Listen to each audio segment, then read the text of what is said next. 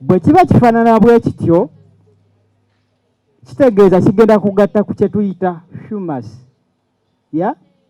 Kirina dry matter, ekigimusa kirina dry matter eri ku 60%. Njagala oli aŋŋamba nti urea ayina matter.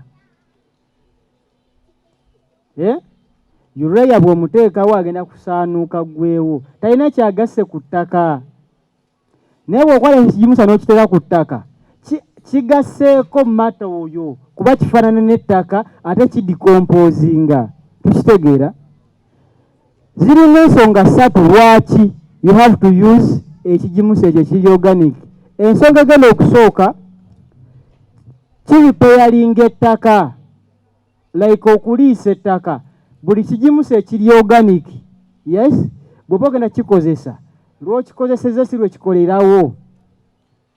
Byo birina ttenda, bimala kuliisa ttaka ne listabilizinga. Ettaka bwe liba libaddemu obulwadde ne buggwamu ne kiryoka kifeedinga ekimera. Naye ogenda kukozesa urea yajja kukolerawo ku kimera direct, naye ettaka alirekedde ki? So tulina kusooka kuliisa ttaka ne tulyoka tufuna mu bye tuba tutaddeko ebigimusa. Tukitegeera? Ensonga ey'okubiri, ekigimusa kino kiri cheap. Omuntu atuvuganya oba competition ayinzanga okwagala okutwenkanankanako. Buyinza kuba nga busa bwa nkoko. Naye obusa bw'enkoko munjulire mubutereka ebbanga lya myezi emeka okugenda mu nnimiro. But I'm telling you the facts. Njagala buli omu agende ng'omanyi olina mukwano gw'atunda ekigimusa, ng'atunda simanya urea, ng'atunda simanya DAP, ng'atunda simanya Fat Plus. Omugamba akuggirayo document eno, agirina, oyagala toyagala, agirina, efaanana bweti, agirina. Naye tasobola kugijjayo kubanga akimanyi yali defeated. Efaanana bweti, si fe abagikola, wabula research company yagikola gye bayita eya Yugakof, ye yafulumya research ono. Bw'obanga omanyi okozesa DAP, ng'okozesa buli kigimusa, genda omugambe mpa ku findings za Yugakof.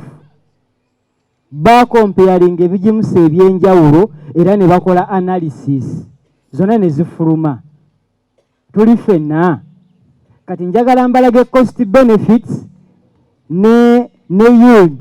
Nti nno buli kimera kya producinga kilo bweziti gwataddemu ekigimusa bwe kiti okukola loose otya oba ofuna amagoba genkanawa. Sinze yabikola.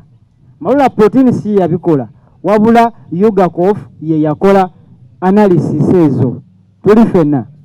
Simanyi akantu kano mukalaba bulungi. Banaye sivumirira nze njogerera facts. Senga mulaba wano babayita ba Yugakof. Those bebamu ku balimi b'emmwanyi abakyasinze wano. Yugakof, they say that trial results, fertilizer composition, third round of the observation, July 2022. Nti bakola research waabwe mu 2022 eno yali third round. Ne bajja ne bakugamba nti black soldier fly. Anyone to hope? What are we comparing? Comparing achi? Yeah? Yugakof. This is not Proteen. It's not Marula. It's Yugakof, the coffee farmers. What are we comparing? They are comparing number 1, black soldier fly, the fertilizer we are seeing. Number 2, cow manure, obusabwente. Number 3, poultry manure, buba bwa nkoko, then Fat Plus. Number 4, urea. Number 5, number 6, no fertilizer. Those farmers who don't want to apply fertilizers on their plants. Then this is average tree. Omuti oguli awo, ya teguli muddemu naye nga guli awo. Kati ne bagamba BSF fertilizer performance nti ekigimusa bakigesa ku mwanyi kya performinga kitya. Season, stamped and fertilizer, non stamped and no fertilizer. Nti stamped tukitegeera ng'olina omumwanyi n'ogutema ne guddamu ne guloka. Yes, wano eno baakulaga nti baagutema ne baguteekako ekigimusa ne guddamu ne guloka. Wano eno tebaagutema tebaaguteekako fertilizer. Tukitegeera.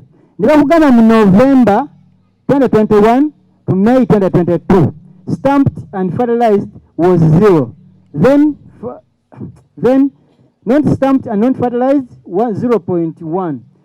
Then April 2022 to August 2022, buli muti gwe baatema ne gubera nga guli stamped and guli fertilized gwabawa 3.3, naye ogutaatemebwa era ogutaateeka ku fertilizer gwabawa 0.7.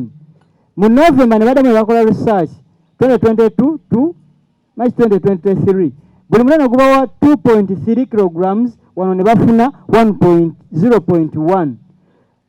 Toto omwaka gwonna ogwo emmwanyi ze baatema ne ze bataatema nga tebaziteekako kigimusa, zino bakugamba nti omumwanyi mu mwaka gumu 1 tree mu mwaka gumu gwasobola okuraisinga 18.2 kilograms, nti omumwanyi gumu gwatemebwa ate ne baguteekako ekigimusa ne guba nga gwasobola okubawa 18.2. naye eno ataatema ate teyateekako kigimusa yasobola okufuna kilo 5.4 kilograms. Tekitegeeza ki? Gw'ogamba nti nno nze nja kulima nga sitaddeko bigimusa, oli mutuufu, naye amagoba ogenda gajjawa. Ono yafuna kilo 18, omumwanyi gumu yonna gugendako kilo egi emu ya nusu 10. Ono teyateekako n'afuna kilo 5 n'obutundutundu 4. aliwo akoze loosi kubanga alina kilo 5, ono yateekako kilo emu alina kilo 18. Tukitegeera. Wano bakugamba seasonal harvest estimates, bino baali basuubira bisuubire nti black soldier fly naye kati kano mukalaba zezo findings ezaakolebwa profit range nti trial results fertilizer composition first round of observation for October 2021 neno yakolebwa Yugakof. The 6 different testments, black soldier fly, cow manure, poultry manure. Kati bwe baali batwala oluna first time lwe batwala ekigimusa kyaffe tebatunuulira yield, batunuulira ekimera kigenda kufaanana kitya, kigenda kweyisa kitya. Tukitegeera. Bajja ne bakugamba indications, healthy appearance, super okay, not okay. Thickness of young green branches. Kati zino results ezafuluma. Kati wano bino bye batunuulirangako nti ekikola kyafaanana kitya. Ye bwe ekiba kyamala okussa ka berry kafaanana katya. Ye bwe kyamala okussa kyassa kilo mmeka. Amatabi agaali gafulumayo gafaanana gatya. Ne bakugamba indications, these are the results. Era yono fertilizer gwe bakomparinga nti bakozesa ekigimusa ky'ensowera, obusa bw'ente, kalimbwe w'enkoko, fatty plus, no fertilizer ne urea. Ne bajja ne bakugamba nti healthy appearance, enfaanana y'ekintu y'ekimera kubakozesa BSF fertilizer bagamba nti enfaanana y'ekimera like otuuka ku kitooke noga ekitooke kino nga kinyirira. Ekyo kye bagamba nti ku fertilizer yali 100%. Abakozesa ku kimera kye bakozesako obusa bw'ente kyali ku 40%. Ku kalimbo w'enkoko kyali ku 50%. Fatty plus yali ku 80%. No fertilizer yali ku 50%. Urea yali ku 50%. Thickness of the leaf, thickness, yeah? Emwanyi ekuba ekikola ng'olaba kiri dark. Tukitegeera nga tekiri bwe kityo, tekirimu yellow. Actually BSF yali 100, 150, 40, 70, 90, 80. ye yasinga n'ebitundu byonna nga bakompeyalinze ekikoola, enzisa, yield, ekimera kirwirizinze kilomeka, kikoze kitya, profit margin. Abakozesa ekigimusa kya black soldier fly bali ku 82%. Kansooke nsiremu ekibuuzo ky'omwami ayinza okyerabira. Nze kyembadde mbuuza nga nze kuba nze ndi mulimi ate nga ndi mulunzi. Obudde buno waliwo nalinge nasimba olusuku teruli wano luli saidi zeeyo Kikyusa. Naye nanoonya ngeri ki gye ngenda okikolamu okusobola okululuikiriza. Abasinga baŋŋamba bwe nteekako kalimbwe w'enkoko eyo emmere gye batabulamu obwo obulungo bigenda kwonoona ettaka byonoonekere ddala bibe nga maaso gye bujjako jja kuba tokyalina ky'olimirako. Ate obusa bw'ente bwennyini ng'ate nabwo bagamba bwe bubeeramu ebiseera ebisinga buleeta kaasa era ne bireetera ebitooke okubeera nti bigenda kwonooneka mangu mbe nga sisobola biwangaaza.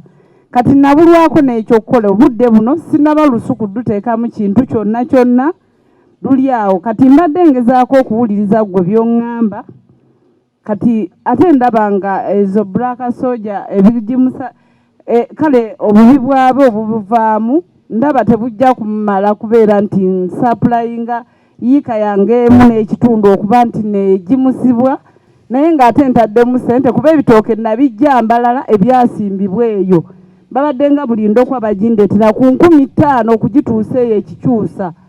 Kati obudde buno simanyi kyakukola kuba bigenda kunfaako ate nga wonna nabunyaawo n'ensimbawo ebigimusa bikyannemye simanyi nkozesa eki biri babintiisa bino ebyaffe ebirala nti bijja kwonoona ettaka mbe nga sikyasobola ddirimirako ate ettaka lyange saagala ndyonoone njagala ndikozese linviiremu nange kyenaafunamu ekinantwala ku mbeera endala. Tutera nnyo okwegwako eyo ng'owa DAP waali wano owa Fat Plus waali wano nange nga wendi. Kati awo tuba tulina okujjayo research. Bwe nkugamba nti olina siriimu leeta obujulizi okitegeera n'oleeta obujulizi ne twegwako bwenyi ku bwenyi kyekyo naye nga bwe tuba nga tulimu eno community tugenda kulaba kale emigaso lwaki tukozesa ekigimusa kya black soldier fly ne tutakozesa birala. Ensonga esooka kigenda kuba kyalayisi. Ekyokubiri okiteekako omulundi gumu mu mwaka. Ekyokusatu tekirina bulabe bwonna ku ttaka. Va ku bino ebigimusa okwata ekigimusa kyeru makerenda n'oteeka mu ttaka. Naye kino kiringa ttaka. Tekirina buzibu bwonna ku ttaka. Kiringa ttaka. Era bw'okiteeka mu lusuku kigenda kusooka kuliisa ttaka. Kiryoke kiriise ekimera. Tulina ekintu kye tuteekamu bakiyita Trachodama. Trachodama fangi. Ya? Fangi. Nacho fangi. Naye ezibreakinga ku speed ettaka ebirungo by'omu ttaka ne biba nga byeta. Ya? Nti nitrogen yali free okubeera consumed by the plant. Kyekyo kuba ojja kuŋŋamba bwe nkitwala leero kinaakolerawo kijja kolerawo lwa nsonga emu. There is Trachodama agenda okubreakinga ebirungo ebirimu eryo ettaka leero olaba nti at least bibeere nga byeta ng'ekimera kibiconsuminga ku high rate. Tukitegeera. Ekyokubiri kijja kukyonga kyofuma soya jasooka kuliisa ttaka amale aliise ekimera. Lwaki era nsigala ngamba nti kyekisinga lwa nsonga twamaze okulaba nti pupa stage waliwo pupa stage evaamu ensowera eyina akantu kereka ereka skin eyo. Ebyo bintu tubikurashinga ne tubigatta mu fertilizer oyo era bw'omuwunyako bw'oti alimu repellent. Abadde afuuwa mwe balimba vegetables ng'ofuuwa emirundi 3 ojja fuuwa omulundi gumu kubanga there is repellent in the fertilizer. Ensowera ezifa kuba ensowera bw'ebiika ng'efa tetuzisuula tuzikurashinga ne tuzigattamu era ne zisigala nga zikola repellent oyo. Ndowooza mufuna bulungi. Ate ng'agenda kuba chiipu. Gwe waayiika togenda kwetaaga mitwalo abameka okugula ekigimusa nedda. ala bitooke nti ninamu ebitooke bimeka mu lusuku, ninamu ebitooke 5, kale kantwala example ya 5 gye emitwalo 5. Ne bw'oba obadde ng'omanyi ku bbeeyi y'ebigimusa ebirala ku bitooke 5 wansaasanyiza nga ssente mmeka? Ensonga lwaki tetukozesa busabwante buleeta kaasa mu nnimiro. Ensonga lwaki tetukozesa bukalimbo wa nkoko ebiseera ebimu ayokya ate atwala ebbanga okuba machuwadi okutwalibwa mu nnimiro. Kati ki ekigaana okuba bw'oba ng'olina obusa bw'enkoko bukwate buliisa envunyu nnaku 7 bugenda kubeera neutralized. Ebyo ebirungo byonna envunyu zijja bbanga zibijjeemu, obusa obwo obukozese mu nnimiro within 7 days. Togenda bitereka myezi 2 bimachuwalinge biriise envunyu nnaku 7 bigende mbikole mu nnimiro. Obusa bw'ente sooka obuliise envunyu babumenyeemenye, tojja sanga mukaasa mu kigimusa era ojja funa ekigimusa nga kifaanana nga kino, oba busa bwa nte oba kasasiro bijja faanana bwe biti. N'omuntu banaye agenda okukola sampo twaleeseyo ekigimusa zo kiro ziri 5, kiro ya 100 era bagenda zipaakinga at least buli omu atuwe 10. Si bwe kiri, njogedde lula nange naffe tweyanziza kuba munatuwa 10 olwo. Bagenda paakinga kiro emu buli agenda at least bye tusoma tulina ebbireka wano, teeka waawo akantu, teekako ekigimusa, then ona agenda okutandika ng'omaze okulaba ki kyodiringa nakyo. Ekigimusa kiteeka ku kikolo oba mu bbanga. Kyena ekigimusa tekiringa biri eri nti nno bw'oteekako ensigo bajja gyokya nedda, osobola n'osimbamu ensigo kuba liringa ttaka. Naye method ennungi obujiiko bwa kaso, obujiiko bwa sukaali gwe ow'ennyaanya kabakabatu obw'emboga tekitegedde mukasooli owa greens abalima nakati bugga. Twakola research ne tugamba bwe tukiyiwa obuyiyi kiperforminga tutya? Kiperforminga nnyo ddala. Ojja kulaba era ku kikola kyotalabangako bwe kiba kya sukuma nga kinene nnyo, naye kijja kuba wiiki. Eyo disadvantage ti embuyaga bw'enajja ejja byerako byonna, so tuteekamu katono. Ate kiro ey'emu osobola okudecidinga n'ogamba kangidividinge ng'otagetinga season. Okitegeera? N'ogamba okay, season eri njagala nkungule yields ennyingi. Osobola ogamba kanteekeko haafu, then eri season yoba etuuka nteekeko haafu, naye kasitoba ng'otaddeko 1 kg per year. Neeyanziza nnyo ssebo musomesa waffe, weebale kutusomesa. Mujja kunsonyiwa okudda okutuula n'enzira waggulu. Amannya Wasswa Ivan Lubega Namunongo. Kati ssebo kyetubuuza oba okutegeera, omusomesa ssebo nsaba ompulirizeeko nga olizeyo ebibuzo byange. Kati tulina kampani ekola organic manure n'okulima ebintu bya organic, era mu Gawaza tulina n'akatale ketuyita eyaffe market. Bw'oyingira Gawaza bw'oti ng'akava mu kavala ako bwe kati eyaffe market esangibwawo ffe tutunda ebintu ebitaliiko ddagala ebiri organic, era nga tuli under kampani eya Pechu. Kyesimanyi nti oba kampani tugitegeera bulungi oba ogimanyi. Nze kamwa koogera, nze ssentebe w'akatale ako akali e Gayaza aka market aka organic. Amannya Wasswa Ivan Lubega, kansala bulamu deputy gwe babba akalulu. Era nze nkola n'omusomesa wange Mr. Kayemba Masias, era wali tuli naye. Kati ekigimusa, ffe tukola ekigimusa, kampani yaffe bagiyita Bamakazi. ye kampuni yaffe esangibwa Gayaza. Okwata ku Kinnamavundo ova ku Mirembe n'oyamuka. That is Makazi ekola ebigimusa byonna. Tubirina mpulidde oyogedde ebintu bingi n'embitegeera ng'ebimu era bikwata ku ekyo kyennyini kyoyogerako. Naye nina okubuuza oba okumanya nti kati kampuni yaffe nga Pechu, kansubire nti Pechu ogimanyiiko.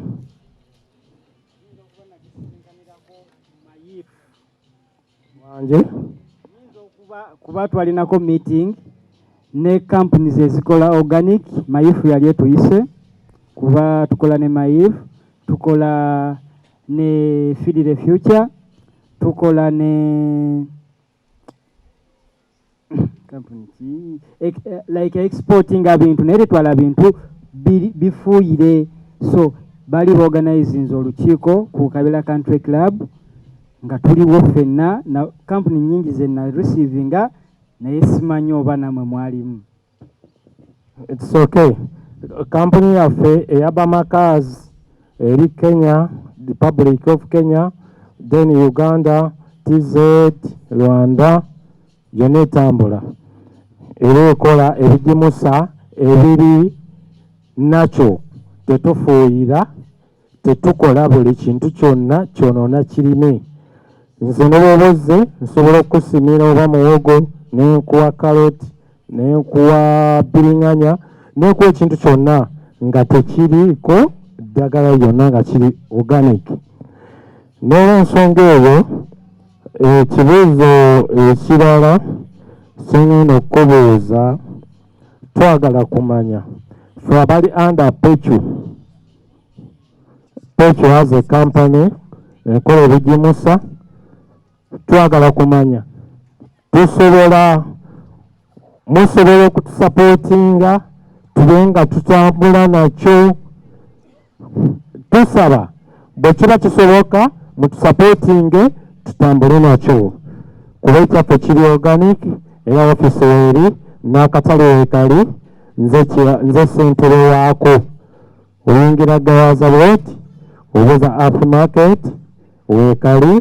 Bw'oba tonfunye madamu mirungi waali Mama Kyaddondo asobola okutwalawo omukyala eyeekonfire enzirugavu. Ekyokubiri ssebo kyensaba okumanya nti bwe tuba nga tugenda tambuza purogulaamu zino ze tugenda okubeera nazo, tugenda kukusangawa, tugenda kukufuna tutya, tugenda kukola tutya, then tumanye nti omuntu waffe owa wansi n'okukola ekintu kyateekeddwa okukola tugenda kukufuna tutya. Ekyo nakyo kibuuzo gy'oli. Naye ng'akano ka message nkabalekera abatuuze bannayuganda. Tutunda emmere, tutunda envendiirwa, tutunda buli kimu nga kiri organic. Bw'oyingira bwoti Gayaza ojja kalaba bakata aftermarket. Waswa Ivan Lubeganze kennyini kansala bulamu deputy NRM. Awo wennyini weetuuka n'ogula ky'oyagala. Ssebo tusaba sapoti tugenda gifuna oba tugenda kukola tutya ebisinga okwagala onziriremu. Akasembayo tugenda kwogera ku manure gwe tukola. Kati ffe babayocha tukola bayocha ffe bamakazi tukola bayocha. I think you know bayocha. You have it. That is good. For tukola bayocha. Then the other thing tukola fungicide. We have it. Tukola ebintu ebyenjawulo ebyokuteeka mu nnimiro zaffe n'okusomesa abantu ate tugenda okutambuza ebintu. Nze ndi musajja mulimi, nkola emirimu gyange ate nga ndi musajja wa security. Ojja kunsonyiwa okutawaanya n'okubuuza ebibuuzo ebiwanvu naye nga kyekyo ssebo. Kati twagala sapooti tugenda gifuna ntya. Ekyokubiri nti tube direction tutookera kwani tulayani owaani amanya asigadde owaswa Ivan Ebega namunongo lyanoonya kalulu ne banziba. Bano bwe mbeera nammwe wano ku Marula Proteen mbanga extension manager, naye bwe nzirayo ku kampuni sebo badde obuuza ani gwe tutuukirako. Bwe nzirayo ku kampuni mbeeranga production manager. Enamba yange eri 0750 0750 67 62 39 yeri ku WhatsApp 0750 67 62 39. Minemu bweti 0750 0750 67 62 39. Bampise Ndare Salim omuvunyu oba chief engineer.